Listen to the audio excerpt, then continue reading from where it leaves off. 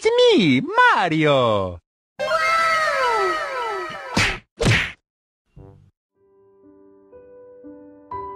Selamat malam, Bapak, Ibu, dan Saudara. Kita jumpa lagi dalam kelas pemahaman Alkitab pada hari ini. Sebelum kita memulai PA kita, mari kita berdoa. Tuhan, di dalam kasih, pimpinan, dan hikmat-Mu, kami memohon pertolongan Tuhan di dalam kami membaca dan mendalami bagian Alkitab kami. Kiranya Tuhan sendirilah Ia akan membuka pikiran kami sehingga kami terbuka terhadap apa yang akan kami pelajari malam hari ini. Tuhan, mampukanlah kami dalam segala keterbatasan, dan kiranya kami dimampukan untuk boleh mengerti dan belajar bersama dalam proses pemahaman Alkitab malam hari ini. Demi Yesus Kristus kami berdoa dan memohon. Amin. Bapak Ibu, sebelum memulai pemahaman Alkitab, kita akan dipersiapkan terlebih dahulu melalui sebuah pujian.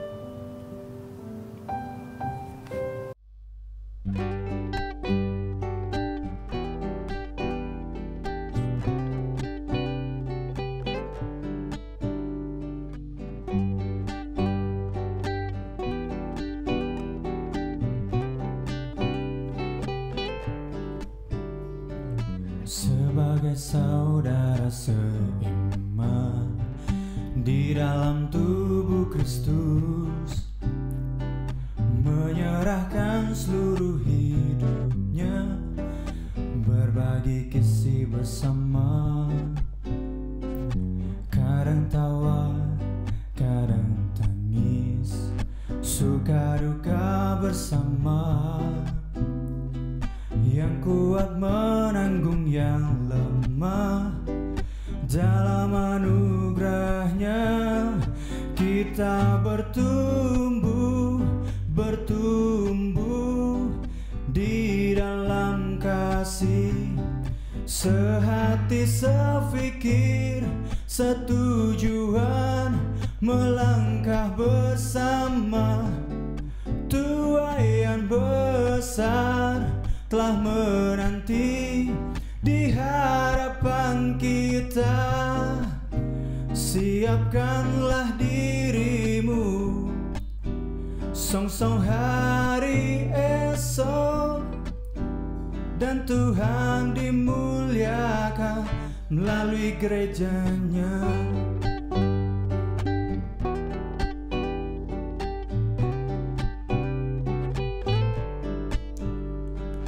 Sebagai saudara seiman di dalam tubuh Kristus, menyerahkan seluruh hidupnya, berbagi kasih bersama,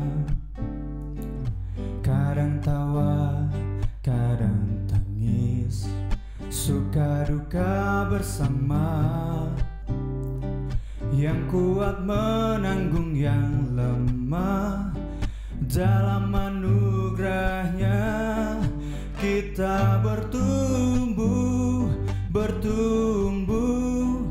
di dalam kasih, sehati sepikir, setujuan, melangkah bersama. Tuaian besar telah menanti di hadapan kita. Siapkanlah dirimu, song-song hari esok, dan Tuhan dimuliakan melalui gerejanya. Kita bertumbuh di dalam kasih, sehati sepikir, setujuan, melangkah bersama. Tuaian besar telah menanti di hadapan kita. siapkanlah dirimu, song-song hari esok, dan Tuhan dimuliakan melalui gerejanya. Dan Tuhan dimuliakan melalui gerejanya. Dan Tuhan dimuliakan melalui gerejanya.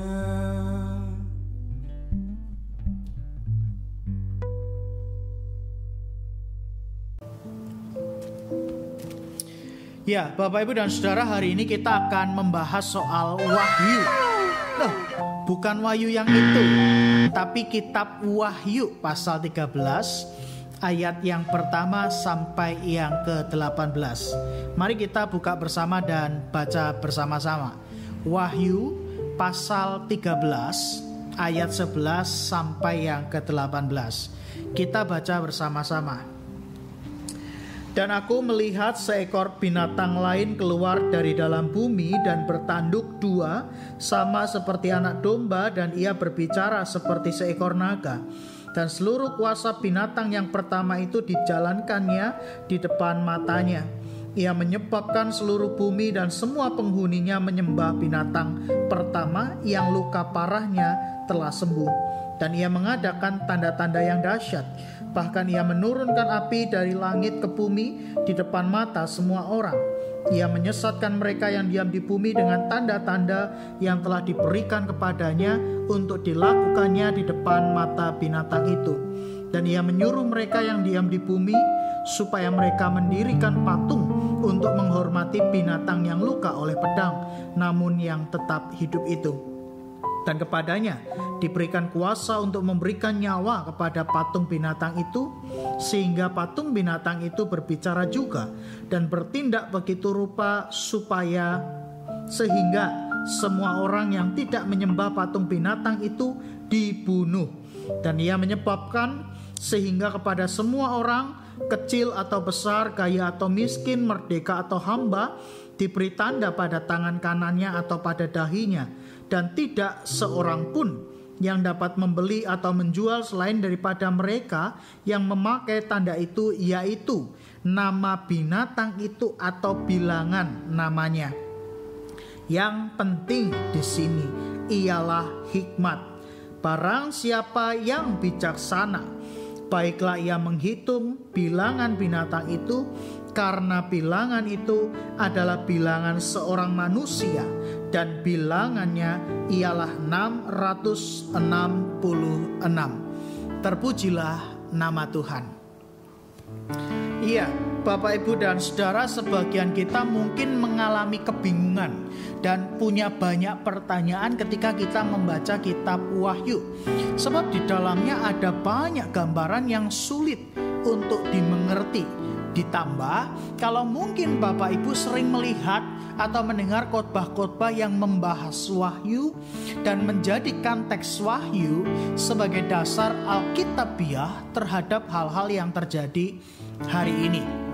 Seperti teks kita hari ini misalnya, di sana muncul bilangan 666. Nah, saya melihat di beberapa postingan di media sosial, angka 666 ini kemudian dikaitkan dengan teknologi chip yang sedang dikembangkan Amerika sebagai alat transaksi pembayaran yang rencananya ditanamkan di tubuh manusia. Dan tidak sedikit orang kemudian bereaksi, hati-hati loh, ini tanda-tanda akhir zaman. Padahal teknologi chip bukan hal yang baru. Lah kita loh sudah pakai untuk berkomunikasi lewat SIM card HP kita. Dan kita juga sudah pakai untuk transaksi lewat ATM, kartu ATM yang kita pakai. Bahkan di Swedia sudah dilakukan uji coba terkait teknologi chip ini ke 3.000 orang. Atau contoh yang lain Bapak Ibu, ada juga loh yang mengaitkan angka 666 ini dengan corona sebagai salah satu tanda akhir zaman. Loh kok bisa? Nah, Corona itu terdiri dari 6 huruf. Masing-masing huruf dihitung angkanya. CORONA. Maka totalnya adalah 66 tambah 6. Penghitungannya seperti demikian di slide ini.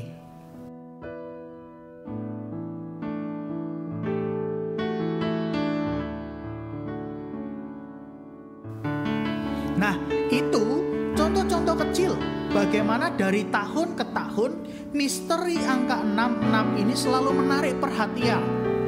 Padahal angka 66 dalam teks kita ini seharusnya tidak dapat dipisahkan begitu saja dari konteks yang melatar belakangi kitab Wahyu. Oleh sebab itu, sebelum membahas lebih jauh terkait dengan teks kita, izinkan saya memberikan gambaran sedikit terkait latar belakang penulisan kitab Wahyu ini. Nah, Bapak Ibu, kitab-kitab dalam Alkitab kita itu punya banyak jenis sastra, jenisnya. Misalnya kitab sejarah, surat pastoral atau pengembalaan, kitab hikmat, Mazmur, dan lain sebagainya.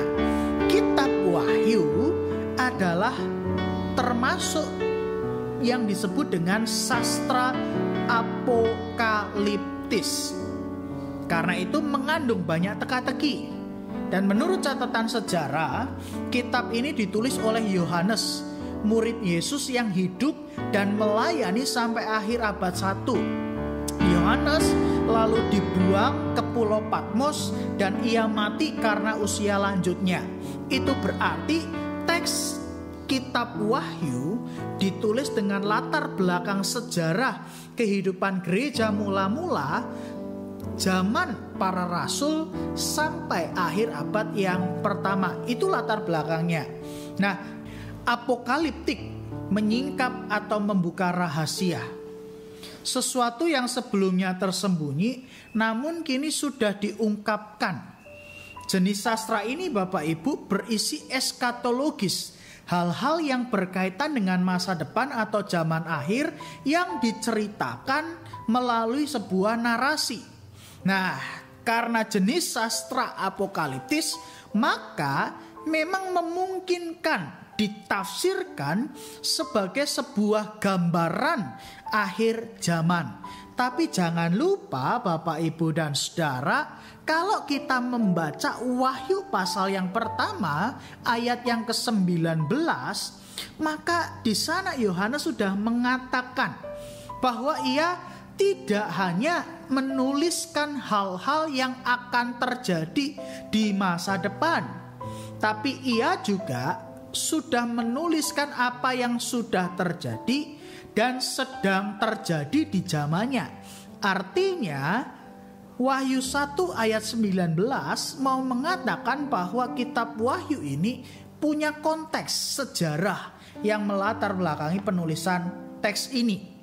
Walaupun sifatnya adalah pemwahyuan atau penglihatan, tapi ingat bahwa di awal bagian Wahyu, kitab Wahyu juga adalah surat yang dituliskan atau ditujukan kepada 7 jemaat di Asia Kecil. Sifatnya sama seperti surat penggembalaan atau pastoral.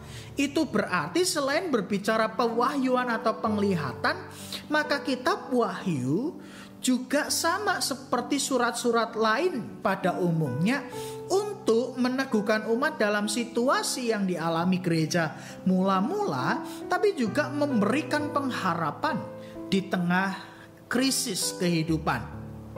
Sekarang kita akan masuk ke teks Wahyu 13 ayat 11 sampai 18. Semoga latar belakang tadi menolong kita untuk menafsirkan bacaan kita hari ini. Yohanes memberikan gambaran soal binatang yang punya kuasa untuk membuat tanda-tanda dahsyat dan membuat semua orang melakukan apa yang diminta, seperti menyembah patung binatang.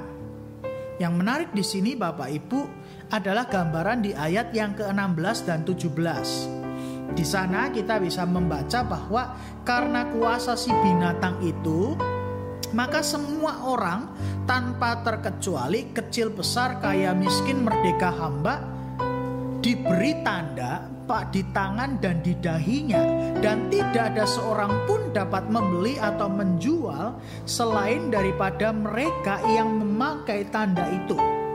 Nah, untuk memahami teks ini, maka kita harus mengingat apa sih yang dialami oleh umat Kristen mula-mula sejak zaman para rasul sampai abad yang pertama. Rupanya umat Kristen mengalami penganiayaan yang luar biasa, dan tidak sedikit dari orang-orang Kristen menjadi martir di bawah kekuasaan Romawi. Nah, saat itu ada dua kaisar yang sangat kejam dan terkenal tidak manusiawi, menyiksa, menganiaya, bahkan menghukum mati orang-orang Kristen. Dua kaisar ini adalah Nero dan Domitianus. Pada masa itu, kaisar dianggap sebagai dewa. Karena itu mereka bisa mendirikan patung dirinya dan meminta rakyat yang ada di bawah kekuasaannya untuk sujud menyembah. Nah, ini mirip seperti dalam teks Daniel ketika Nebukadnezar membuat patung bagi dirinya dan meminta rakyat untuk menyembah Nebukadnezar, patung Nebukadnezar. Nah, mereka yang tidak sujud menyembah akan ditangkap dan dijatuhi hukuman. Demikianlah di masa itu orang-orang Kristen juga tidak mau sujud menyembah. Maka mereka diekskomunikasikan, dikucilkan dari masyarakat.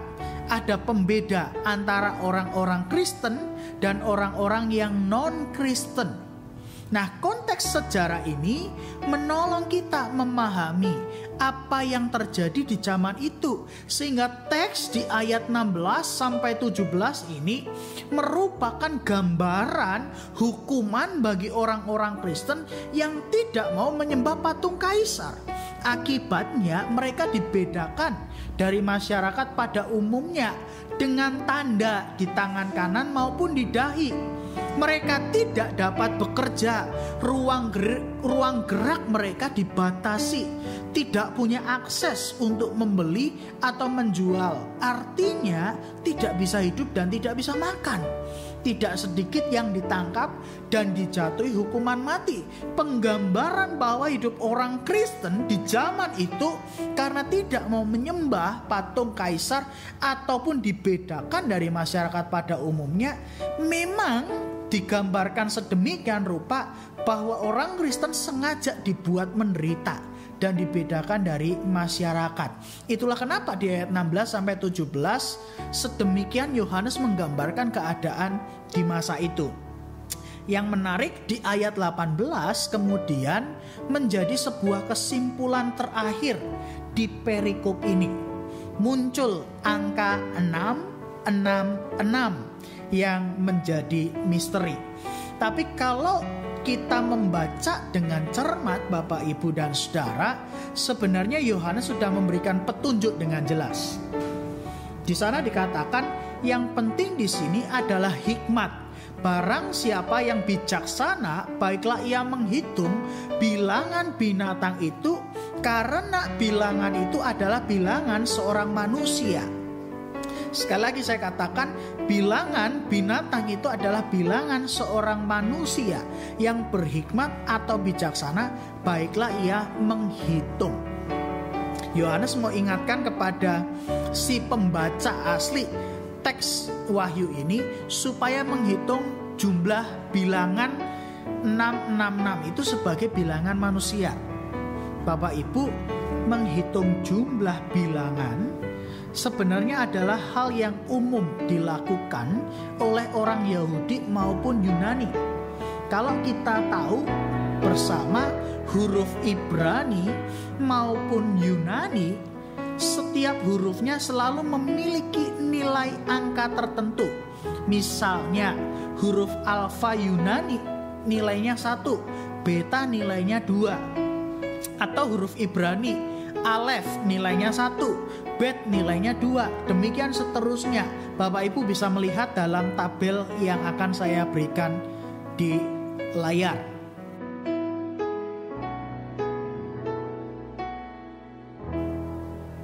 Nah, kita hidup di zaman itu, kita dapat mengerti bahwa angka 666 sebenarnya adalah sebuah kode untuk menunjuk pada tokoh yang dimaksud oleh penulis Yohanes. Tadi saya sebutkan dua tokoh, Domitianus dan Nero. Dari dua tokoh ini, yang paling kejam adalah Kaisar Nero. Pitwatch memberikan penjelasan bahwa angka itu merujuk pada Kaisar Nero yang ditulis dalam bahasa Ibrani. Neron Kaisar terdiri dari 7 huruf, Nun, Resh, Waw, dan Nun. Neron.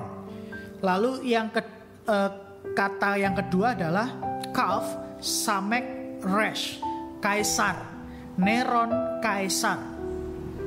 Bapak Ibu bisa melihat di layar. Jadi Yohanes mau mengatakan bahwa bilangan 666 yang disebut dengan antikristus itu merujuk pada Kaisar Nero yang memerintah di zaman itu. Dan tidak mungkin bagi Yohanes langsung menyebutkan nama bahwa antikristus adalah Kaisar Nero. Bisa saja kemudian berakibat lebih fatal. Oleh karena itu Yohanes menggunakan kode supaya pembaca atau umat Kristen mula-mula menghitung jumlah bilangan atau angka 666 itu dan melihat siapa sih yang mau dimaksud oleh Yohanes. Nah, pertanyaannya kan lalu, kenapa Nero? Kalau Bapak Ibu membaca sejarah, Nero adalah kaisar Romawi yang sangat kejam dan terkenal sebagai kaisar yang membuat orang-orang Kristen mula-mula hidup dalam masa-masa yang paling sulit dan sangat menderita. Di zaman Nero terjadi kebakaran di Roma akibat kesalahan Nero sendiri sebenarnya, dan menyebabkan krisis ekonomi dan bencana kelaparan. Tapi kejamnya Nero, ia justru memfitnah orang-orang Kristen di Roma sebagai penyebabnya. Hal ini kemudian berdampak bahwa orang-orang Roma menjadi marah, lalu menangkap ribuan orang Kristen, menganiaya dan membunuh mereka karena dianggap sebagai biang kerok atau biang keladi dari kebakaran yang terjadi di Roma.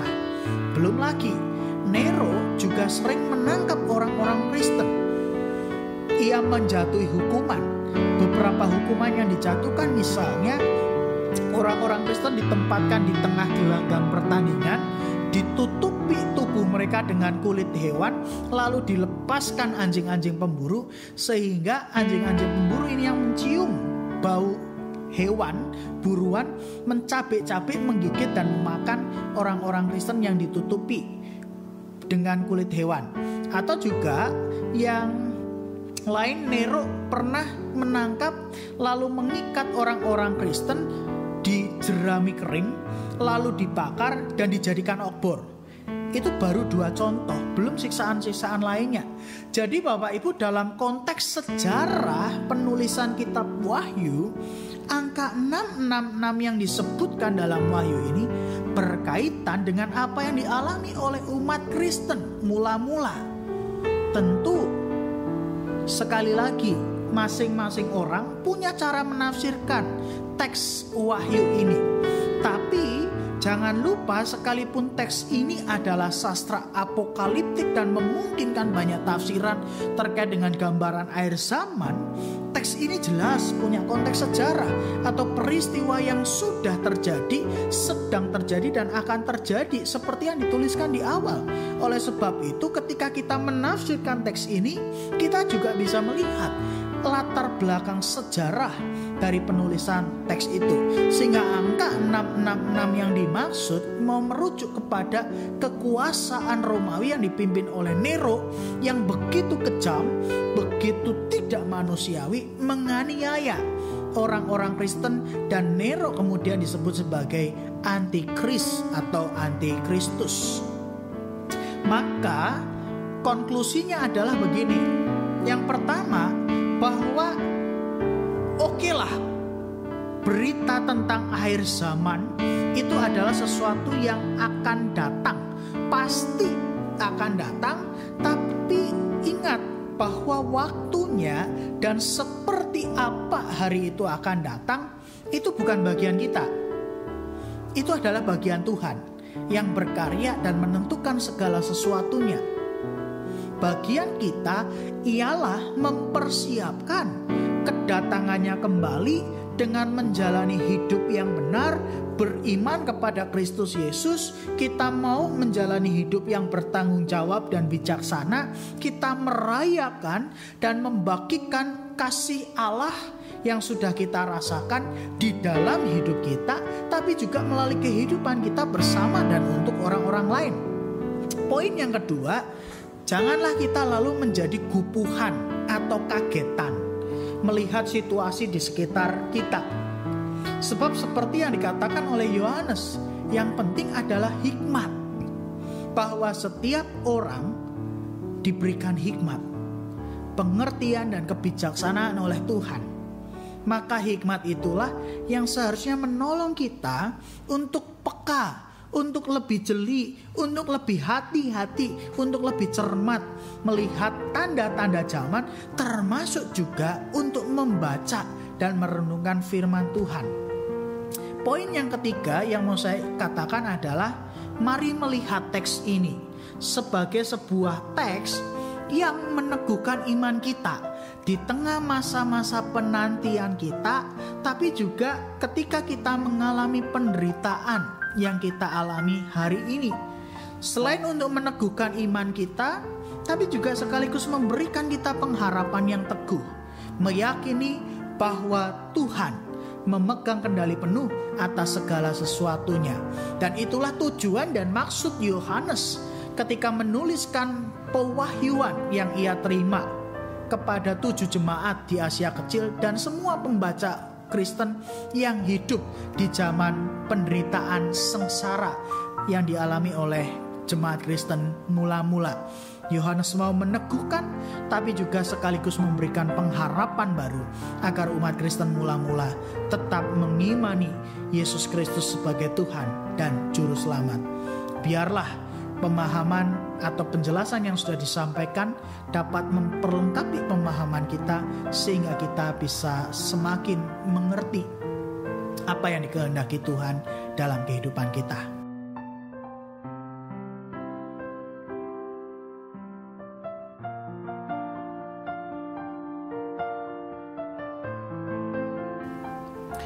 Tuhan, terima kasih karena Engkau menolong kami di dalam pemahaman Alkitab malam hari ini. Apa yang boleh kami dengar, apa yang boleh kami baca dan renungkan, kiranya memperlengkapi pemahaman kami sehingga kami tidak tersesat. Tapi kami boleh mengerti apa yang sesungguhnya Tuhan kehendaki dalam kehidupan setiap kami. Kedatangan-Mu ya Tuhan pasti akan terjadi. Dan kami siap untuk menantikan kedatangan-Mu yang kedua kali di dalam iman, di dalam pengharapan kami kepada Kristus Yesus. Jauhkan kami dari segala yang jahat dan yang buruk, dari segala macam godaan ataupun ajaran-ajaran yang tidak benar.